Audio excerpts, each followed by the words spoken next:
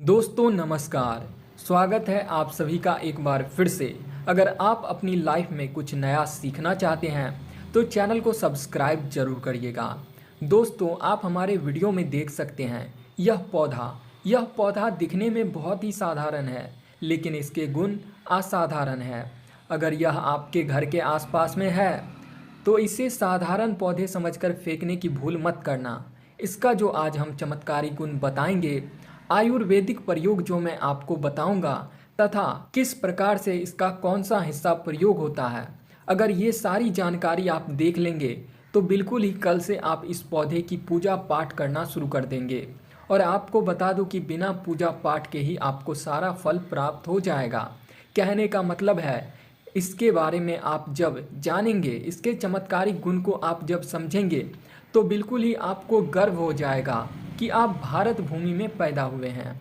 और इस प्रकार के पेड़ पौधे आज भी हमारे देश में, हमारे बीच में और हमारे भारत में मौजूद है, जो कि हमें कई प्रकार के चमत्कारी लाभ प्रदान करता है। देखिए, आप हमारे इस वीडियो में देख सकते हैं इस पौधे को कई जगह लड़ जीरा के नाम से जानते हैं, कई जगह इसे चिड़चिड़ा के नाम से भी जानते हैं, कई जगह इसे उल्टा चिड़चिड़ी के नाम से जानते हैं।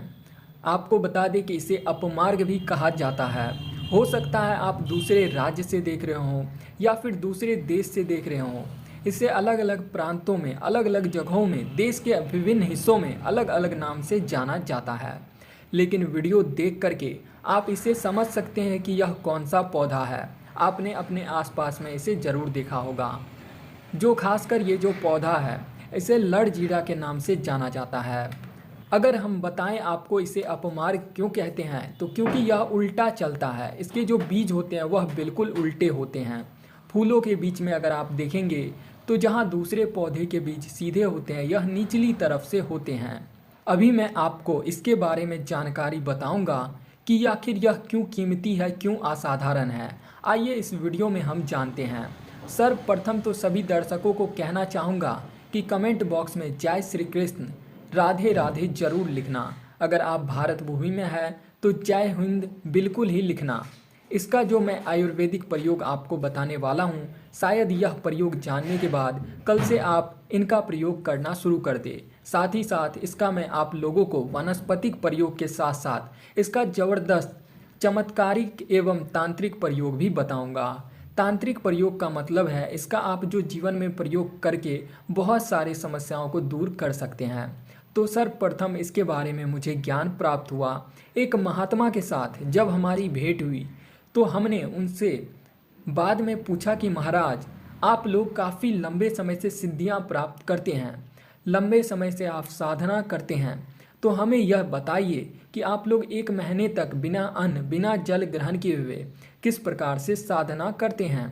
तो उस संत महात्मा ने हमें स्वयं ही बताया कि जो चिड़चिड़ा नाम का पौधा होता है, जिसे आप लोग अपमार्ग के नाम से जानते हैं या फिर इसके कई प्रकार के नाम होते हैं, तो उसने हमें बताया कि हम इसके बीज का प्रयोग करते हैं। संत महात्मा जो भी जंगल में रहते हैं, जो भी साधना करते हैं, जो लोग जंगल में ध्यान करते हैं, वो इसके बीज का खीर खाते हैं अथवा खिचड़ी बनाकर खाते हैं। इसके 2 चम्मच खिचड़ी खा लेने से काफ़ी दिनों तक भूख प्यास नहीं लगती है और ऐसे में हम लंबे समय तक साधना कर पाते हैं। हमारे धर्म शास्त्रों में भी यह कहा जाता है कि ये जो भी अपमार्ग के पौधे हैं, इसकी जड़ में माँ गंगा का वास होता है। जी हाँ, बिल्कुल ही माँ गंगा का वास होता है। और यह भी माना जाता है कि प्राचीन ग्रंथों में भी लिखा है कि अमृत की कुछ बूंदें इसके जड़ में पड़ जाने के कारण से यह पौधा बहुत ही पवित्र हो गया है। इसलिए आज भी लोग, जो धार्मिक लोग रहते हैं, वह इसका प्रयोग कई तरीकों से करते हैं। आप हमें इस बात का कमेंट करके ज़रूर बताना कि आपके यहाँ कोई लोग इसका दातून करते हैं कि नहीं। जो बहुत से पुराने, जो सयाने लोग हैं, जिसे हम बुजुर्ग के नाम से भी जानते हैं, जो सयाने बुजुर्ग हैं, जो कि जिसे हम ओल्ड मैन कहते हैं, पुराने जो व्यक्ति है, तो क्या वो इसे दातून के रूप में प्रयोग करते हैं? क्योंकि इसकी जड़ में गंगा मैया का वास होता है। इसकी जड़ में अमृत की कुछ बूंदें गिरी थी। आइए सर्वप्रथम जानते हैं इसका आयुर्वेदिक प्रयोग, फिर जाएंगे इसके चमत्कारिक प्रयोग पर। आयुर्वेदिक प्रयोग सर्वप्रथम बताना चाहूँगा।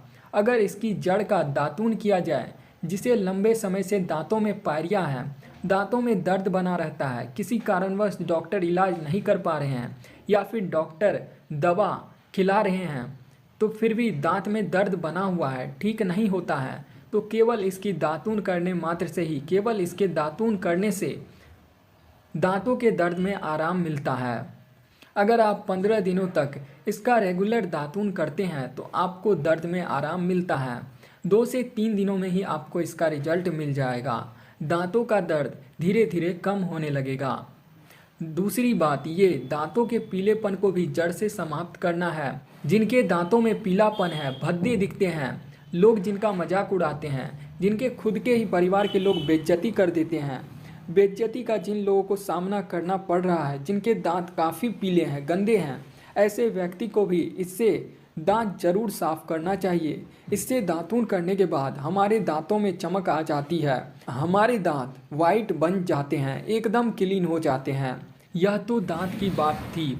अब जिन लोगों के सिर में दर्द होता है तो आपको बताना चाहूँगा, सिर में दर्द अगर आपको हो रहा है तो आपको जो है इनके जो बीज होते हैं, इनके पके हुए अच्छे से आपको बीज ले लेना है और इसके बीज का आपको क्या करना है, बीज को आपको पाउडर बना लेना है। ध्यान से सुनना है, इसके बीज को आपको पाउडर बना लेना है और इसके बीज का चुटकी भर पाउडर आपको अपने हाथ में लेना है और इसे बस सूंघना है। सूंघने मात्र से ही सिर दर्द कम होना शुरू हो जाएगा, क्योंकि इसके अंदर में ऐसी चमत्कारी शक्तियाँ पाई जाती है जो कि किसी भी प्रकार के सिर दर्द हो, डिप्रेशन के कारण आ रही हो, अनिद्रा के कारण आ रहा हो या फिर पागलपन के कारण आ रहा हो, तो यह इन सभी को कम कर सकता है। बहुत सारे ऐसे कारण होते हैं, या फिर गर्मी के कारण आपको सिर दर्द हो रहा हो, धूप लगने के कारण, लू लगने के कारण किसी भी प्रकार का सिर दर्द हो, उसमें यह रामबाण की तरह काम करता है। आइए मैं आप लोगों को इसका चमत्कारी प्रयोग बताऊंगा। पहला प्रयोग है, जो लोग चाहते हैं उनके कार्य भर में उन्हें तरक्की मिले, जैसे कि जो लोग व्यापार वर्ग से जुड़े हुए हैं, जो लोग चाहते हैं कि जिनका धंधा पानी अच्छे से चले, जिनकी दुकान अच्छी चले, तो ऐसे व्यक्ति क्या कर सकते हैं, इसकी जड़ को रवि पुष्प नक्षत्र में लाना होता है, गुरु पूर्व नक्षत्र में आपको लाना होता है, या फिर कोई शुभ दिन हो, जैसे दीपावली हो, होली है, या फिर बहुत सारे शुभ दिन होते हैं। कृतिका नक्षत्र में भी आप इसकी जड़ ला सकते हैं। तो इसकी जड़ को लाना होता है और उसे लाल कलर के कपड़े में बांध करके आप अपने व्यापार स्थान में बांधिए। देखना जहाँ 5 ग्राहक आ रहे हैं तो 5 ग्राहक की जगह 50 ग्राहक की भीड़ लग जाएगी। कहने का मतलब है कि ये दुकान में ग्राहकों की भीड़ को भी बढ़ाएगा, ये आपका आमदनी बढ़ाने का काम करेगी। इसके बाद इसका दूसरा प्रयोग सुनिए।